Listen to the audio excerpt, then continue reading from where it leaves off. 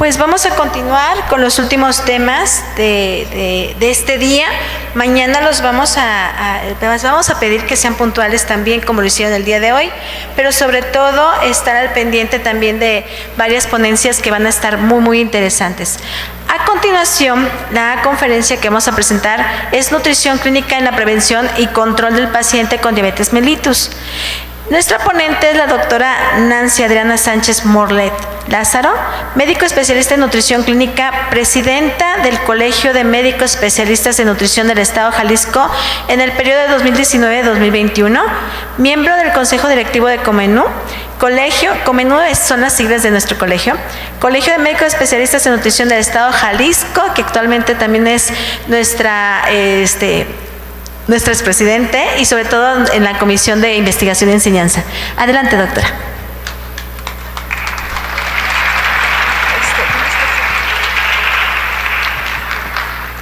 Bueno, miren, me da mucho gusto estar de nuevo aquí después de 5 años en el congreso pasado que también la MJ hizo sobre diabetes, que la verdad están haciendo una labor muy bonita. Entonces, pues los felicito a la MJ a la que pertenecemos todos nosotros médicos, ¿no? Hoy vamos a ver el tema de nutrición clínica, que para mí se me hace una situación de lo más importante que debemos de manejar con nuestros pacientes, porque a mí me gusta mucho controlar las enfermedades metabólicas como lo es en este caso la diabetes, pero a través de la alimentación. Y eso mucho antes de tener que utilizar fármacos. Ojalá que eso les pueda servir también a ustedes, ¿no?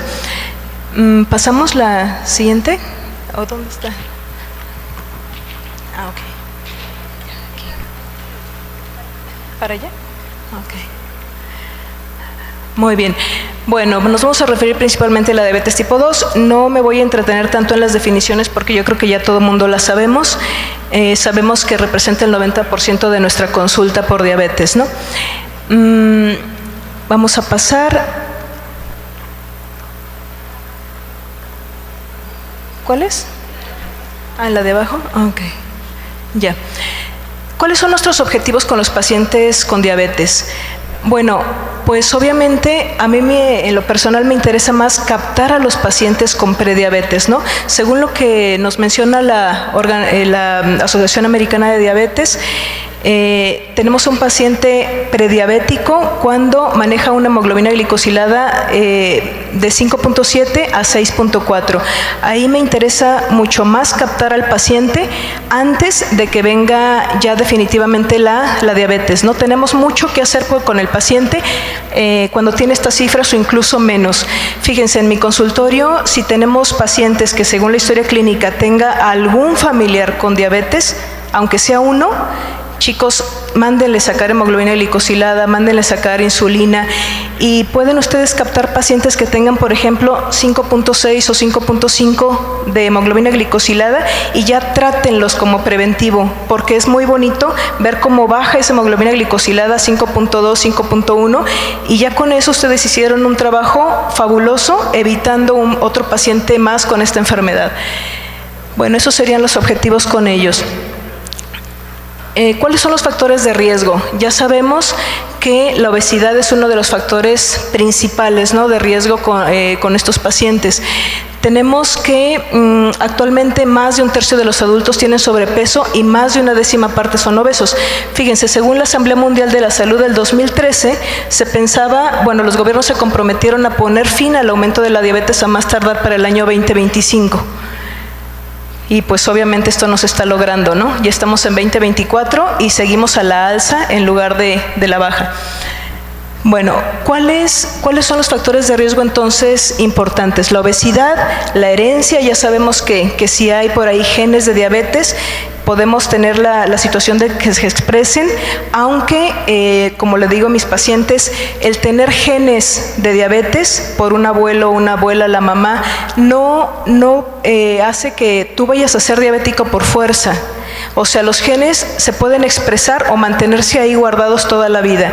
Eso depende del estilo de vida y de la alimentación que el paciente lleve.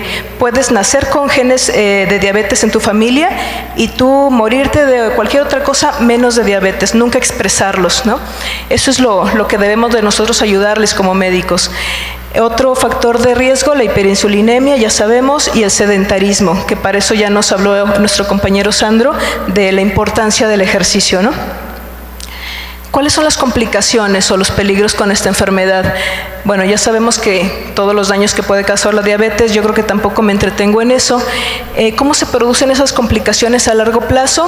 Sabemos que es a través de 3 mecanismos. Uno son los niveles de insulina, que están relacionados con daño cardiovascular principalmente. Otro es la glicosilación de proteínas, que están relacionados con todos los daños crónicos que se ocasionan en el paciente, como nefropatía, neuropatía, retinopatía diabética.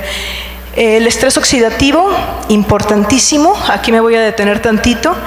El estrés oxidativo, fíjense, compañeros, en los años 50, digamos en el 56 para ser exactos, el doctor Harman de la Universidad de Nebraska fue el primer investigador que propuso que los radicales libres eran la principal causa por la que se ocasionaba envejecimiento celular. Cuando él propuso esta idea fue muy discutido, no se lo aceptaron de primera instancia. Sin embargo, con toda la evidencia científica que ha habido a lo largo de estos años, actualmente la oxidación celular por radicales libres es la teoría que está aceptada actualmente, ¿no? Nos envejecemos por los radicales libres, por el daño celular que ocasionan los radicales libres y la muerte celular al final. Entonces, nosotros sabemos que la diabetes es una de las enfermedades que más oxidación causa. Cursa con inflamación en todo el cuerpo, ¿sí o no? Entonces, esta oxidación que tiene el paciente diabético es algo que nosotros tenemos que tener muy en cuenta para poderlo ayudar. Si nosotros, por ejemplo, miren, el doctor Harman decía, el cuerpo tiene maneras de compensar o de mantener la homeostasis dentro del organismo, ¿no? Si hay estos radicales libres, también va a haber antioxidantes en el cuerpo que compensen y que logren esta homeostasis. Pero cuando hay un desequilibrio en esta regulación, digamos que hay mucho más producción de radicales libres que antioxidantes, o, por ejemplo, sigue siendo una producción normal de radicales libres, pero el paciente no tiene antioxidantes, entonces viene la enfermedad. O a veces hay incluso las dos cosas, ¿no? Hay mucha producción de radicales libres como en la diabetes, y a veces, ¿cuántos pacientes diabéticos vemos que no tienen un consumo adecuado de antioxidantes? Entonces, el equilibrio se descompone y entonces estamos completamente disímiles, ¿no? Esto es lo que hace que un paciente diabético se envejezca más rápido que cualquier otra persona. Eso sí lo sabemos, eso lo hemos visto. Entonces, el estrés oxidativo es una cuestión que nos interesa muchísimo y que podemos nosotros modificar a través de la dieta. El estrés oxidativo es de los factores modificables a través de la dieta. Esto, fíjense, ¿cómo debemos de controlar a nuestro paciente? El control básicamente lo debemos de hacer a través de 3 marcadores que nosotros debemos de estar vigilando con el paciente. Uno es la insulina. Ya sabemos que no debe de pasar de los valores de rango entre 5 y 25 unidades por mililitro. Eso lo tenemos que estar checando en el paciente continuamente, sobre todo cuando son prediabéticos, porque tenemos que captar antes de que haya el daño, compañeros. No se esperen a que ya llegue el paciente diabético con ustedes, tiene que ser antes. Les digo, incluso antes de que estén en cifras de prediabetes, ustedes pueden ayudarles. Y de verdad que se siente muy bonito alejarlos del riesgo. Otro factor que debemos de vigilar, obviamente, es la hemoglobina glicosilada. Les decía, la ADA nos pone un límite máximo de 5.7. No se esperen a que el paciente tenga 5.7. Por ejemplo, si ustedes les hacen los exámenes anuales o semestrales que les hagan y su paciente cuando llegó por primera vez con ustedes tenía un 5.4, pónganse en acción, no esperen a que el siguiente año el paciente tenga 5.5, 5.6. Pónganse en acción desde ese momento y platíquenle al paciente sus objetivos de tratamiento para que él también coopere mucho con ustedes, ¿no? Otro marcador que tenemos es índice triglicéridos colesterol. Hay que ayudarlos también a que el HDL, el colesterol bueno, esté un poquito más alto porque es el que nos da factor de cardioprotección. Ok, ¿cómo vamos a controlar esta patología? Lo importante, bueno, es saber que los pacientes pueden controlarlo a través de la alimentación, a través de un programa adecuado de estilo de vida. Sabemos que el programa de estilo de vida tiene 3 capítulos. Uno es, es la alimentación, que ahorita nos vamos a enfocar a eso, la actividad física, que ya lo manejó tan excelente nuestro compañero Sandro, y el manejo de estrés y las emociones, que eso sería otra plática, lo del estrés y las emociones, pero vamos a enfocarnos a la alimentación. ¿Qué podemos hacer nosotros a través de los alimentos? Esto lo voy a pasar, si nos da tiempo regresamos, pero ya sabemos que la carga calórica siempre nos va a dar buenos resultados en el paciente, no vamos a ser repetitivos. Ese es el problema precisamente de muchos de nuestros pacientes, ¿no? Porque quieren consumir esto prácticamente como modus vivendi todos los días. Bueno, composición de la dieta, bueno, esto también lo pasamos, esos son artículos que después puedan revisar en las memorias para que puedan leerlos completos. Composición de la dieta, fíjense, este está importante. Habla, por ejemplo, de que cuando hay un excesivo consumo de carne, porque yo no digo que no se debe de consumir, pero cuando hay un excesivo consumo de carne, hay mucho más riesgo también de diabetes. Aquí quería llegar, miren. Atención especial al suficiente consumo de ecorreguladores. Decíamos hace ratito que el doctor Harman proponía la teoría de la oxidación a través de los radicales libres. Lo que puede compensar a la oxidación, compañeros, son los antioxidantes, que vienen o que los encontramos básicamente en cuatro grupos. Uno serían las enzimas antioxidantes, por ejemplo, como las que el mismo cuerpo produce, la glutatión peroxidasa.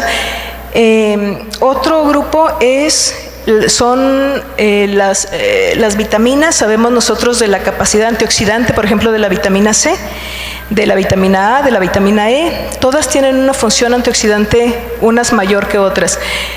También tenemos a los minerales, que son oligoelementos, los conocemos como minerales traza, que tienen una función también antioxidante muy importante. Los minerales, va a ser también algo que les quiero decir antes de que se me termine el tiempo. Los minerales tienen una función muy importante porque forman parte del núcleo de las enzimas. Para que se formen las enzimas antioxidantes necesitan minerales, sobre todo del tipo de los cationes, de los que tienen carga positiva, que dan una reacción, reacción alcalina en el cuerpo. De ese tipo de minerales son los que el cuerpo necesita para tener una función antioxidante grande.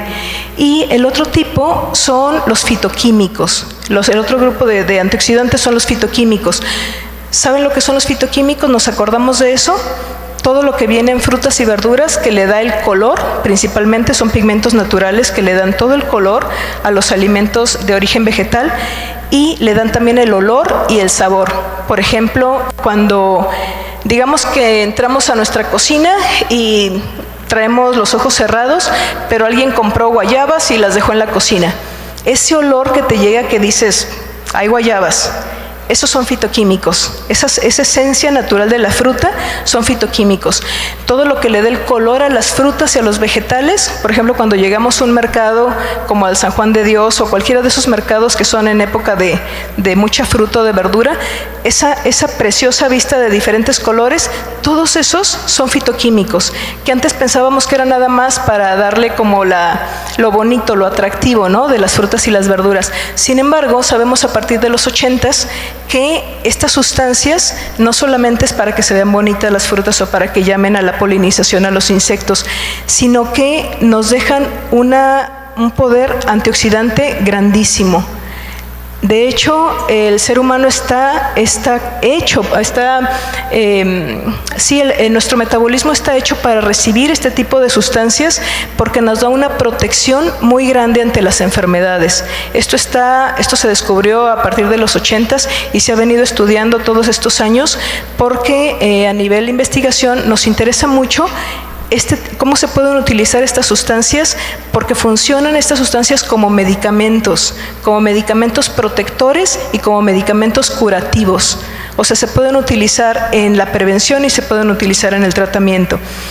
Entonces, los fitoquímicos solamente los vamos a encontrar en frutas y verduras, todo lo que es de origen vegetal, y forman la base de los 4 grupos de antioxidantes, decíamos, enzimas, vitaminas, minerales y fitoquímicos. Son los grupos de antioxidantes que puede contar el cuerpo con ellos para poder combatir la oxidación. ¿Cuántos pacientes diabéticos de los que ustedes conocen o sus familiares están a veces descompensados y sin embargo no comen verduras o no comen frutas porque verduras no les gustan o a lo mejor porque frutas se los prohibió el nutriólogo? ¿Han visto esos casos? Bueno, fíjense, a mis pacientes yo no les quito las frutas. Y a veces unos se quedan completamente agradecidos conmigo porque llevan 5 o 10 años incluso que no habían comido piña, o no habían comido naranja, o no habían comido sandía, porque se los habían retirado por el hecho de que era mucho azúcar y que les hacía daño para su diabetes.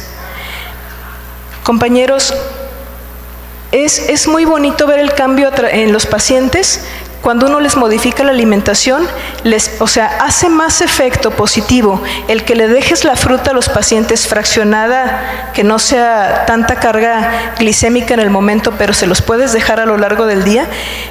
Los fitoquímicos que contiene la fruta son la mayoría unos antiinflamatorios por excelencia, y muchos de ellos ayudan a que disminuya la resistencia a la insulina. Entonces, nosotros debemos de poder darle al paciente una dieta adecuada, a eso corresponde una dieta adecuada, y más bien le disminuirías o le quitarías por completo ciertos carbohidratos como los de los cereales, que eso sí hacen más daño, muchísimo más daño al paciente diabético, porque hacen que tenga una carga glicémica inmediata. Entonces, bueno, esas son situaciones de consulta. Yo lo que les quiero dejar en esta pequeña plática son como las recomendaciones de qué se les puede dar a los pacientes que les ayude en su día a día y que les ayude a mejorar su control glicémico. Miren, si todos los alimentos, les digo, que provienen de los vegetales, ya sean frutas o verduras, van a tener varios fitoquímicos protectores. Muchos de ellos ya están completamente estudiados y aquí les puse una lista, de hecho les traigo varios, de los que está comprobada su actividad hipoglicemiante en el paciente diabético. Entonces, echen mano de ellos para que puedan ayudarles a los pacientes a tener un mejor equilibrio. Fíjense, cuando uno estudia medicina, cuando vemos tratamiento de pacientes, generalmente tratándose del ámbito de nutrición, siempre nos enseñan a qué quitarle al paciente, qué se le debe de quitar. Por ejemplo, si tenemos un paciente hipertenso, nos enseñan pues que no coma tanta sal, que no coma tantas grasas, que pues básicamente no fritos, pero dale su medicamento, ¿no? Su pastilla para la hipertensión. Pero nunca nos enseñan qué se le puede dar y se le debe de dar de alimento que le ayude a bajar esa presión arterial de manera natural. Por ejemplo, nadie nos enseña la función del selenio o del magnesio, que son oligoelementos y que son vasodilatadores. Por ejemplo, el magnesio es un dilatador del músculo liso. Entonces, cuando tú tratas a un paciente diabético que es hipertenso con magnesio, de inmediato vas a ayudarle a que la presión arterial baje de manera natural, porque es con un mineral, no es con un medicamento de farmacia. El selenio hace lo mismo. Por ejemplo, si tenemos un paciente diabético, generalmente nos dicen que no coma azúcares, que no coma tantas calorías en carbohidratos, que no coma, pero nunca nos enseñan lo que debe de comer el paciente diabético que le ayude a regular su glucosa. ¿Se dan cuenta? O sea, en el ámbito de nutrición estamos un poquito perdidos todavía los médicos. Decía Hipócrates, que tu alimento sea tu medicina y tu medicina sea tu alimento. ¿Creen que de veras le hemos hecho caso en este tiempo? No le hemos hecho caso, no comprendemos a lo mejor las palabras de lo que decía el padre de la medicina, ¿no? Otro ejemplo, si llega un paciente con gastritis, generalmente, ¿qué nos dicen respecto a la comida, respecto a la alimentación? Pues que no coma irritantes, que no coma chile, que no coma cosas que le ocasionen más gastritis, ¿no? Sin embargo, no nos enseñan que, por ejemplo, todos los flavonoides que contiene la col, el repollo, funcionan como un inhibidor de la bomba de protones, hagan de cuenta como un omeprazol. Entonces, hay mucho desconocimiento de la función de la alimentación para poder curar a nuestros pacientes. Nada más nos enseñan a utilizar medicamentos, pero nunca echamos mano de lo que la naturaleza nos da. Y eso es lo más sencillo del mundo, y no le ocasionamos nunca efectos secundarios a nuestro paciente.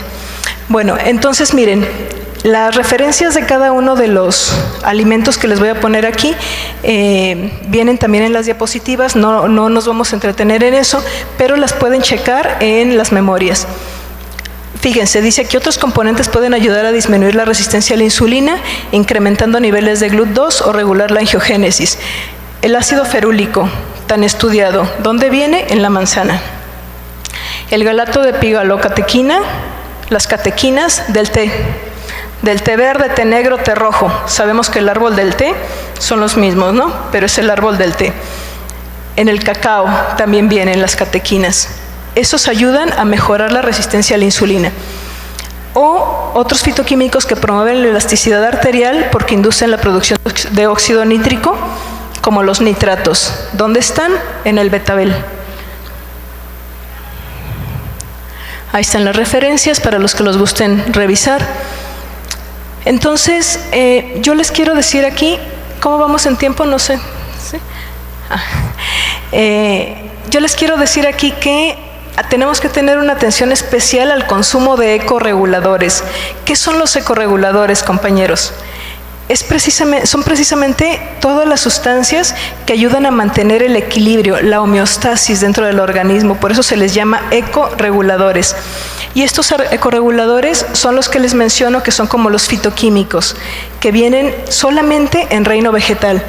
Hay más de 100,000 elementos que se han descubierto hasta el día de hoy y se siguen descubriendo cada vez más, de los cuales unos 10,000 tienen efectos importantes positivos sobre la salud y bueno, solo unos 300 de ellos son considerados nutrientes, el resto son considerados solamente ecorreguladores. O sea, no tienen calorías, no se preocupen por eso, pero nos ayudan a una función antioxidante muy, muy fuerte.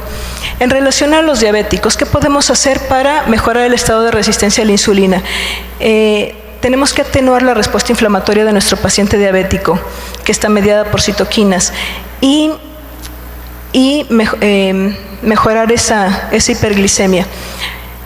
Otros de los ecorreguladores que tenemos aquí, que yo se los recomendaría, a su vez recomendárselos a sus pacientes, es por ejemplo la cúrcuma, la curcumina que viene en la cúrcuma, es uno de los ecorreguladores estudiados muy buenos para mejorar la resistencia a la insulina.